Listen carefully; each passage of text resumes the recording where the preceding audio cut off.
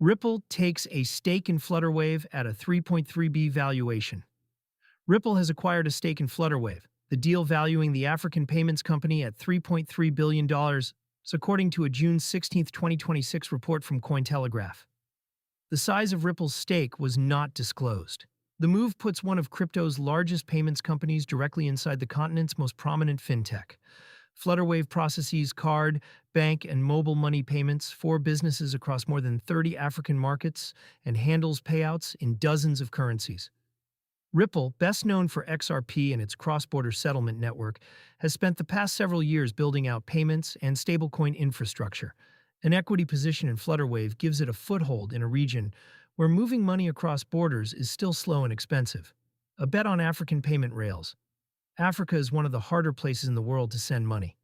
Intra-African transfers often route through correspondent banks in London or New York before landing in a neighboring country, adding days and fees.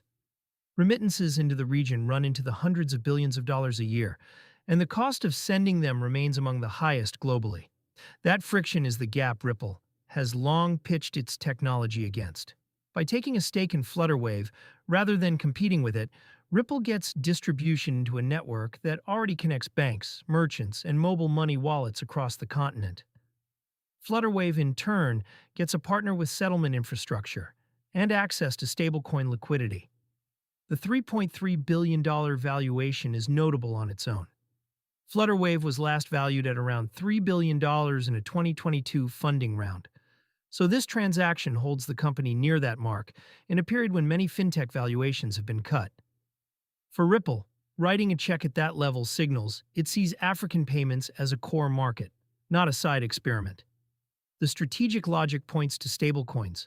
The strategic logic points toward stablecoins. Ripple launched its own dollar-backed stablecoin, RLUSD, and has been positioning it for cross-border settlement. A stablecoin that can move value instantly between markets is a natural fit for a payments processor operating across currencies that are volatile or hard to convert. If Flutterwave's rails begin settling in stablecoins or routing through the XRP ledger, transfers that currently take days could clear in seconds, with the foreign exchange step happening on-chain rather than through a chain of intermediary banks. That is the version of this deal that would matter most to end users. For now, the companies have confirmed the investment, not a specific product, so any settlement integration remains to be detailed. The backdrop matters too. As of June 16, 2026, the broader market is in a cautious mood, with Bitcoin around $65,640, down 1.4% on the day, and a fear and greed reading of 24, firmly in fear territory. Deals like this one are infrastructure plays that tend to move on their own timeline, regardless of where token prices sit on a given week. The connection to crypto spending. For people who actually spend crypto, the plumbing under cross-border payments is where a lot of the real cost hides. Anyone who has loaded a stablecoin-funded card or sent money home knows that the headline rate is rarely the full price. Conversion spreads, intermediary bank fees, and slow settlement all eat into the amount that arrives. Cheaper, faster rails in Africa would feed directly into that. Nigeria has consistently ranked among the world's top countries for grassroots crypto adoption, much of it driven by people using stablecoins to escape local currency weakness and to move money across borders.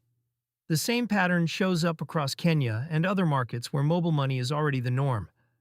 A payments giant settling in stablecoins on the back end could make crypto-linked cards and wallets cheaper to fund and faster to cash out in exactly these regions. This also fits a wider trend of crypto-native firms buying their way into traditional payments rather than building parallel systems from scratch. Ripple has made acquisitions in custody and treasury infrastructure before. Taking equity in a large processor extends that approach into consumer-facing payments.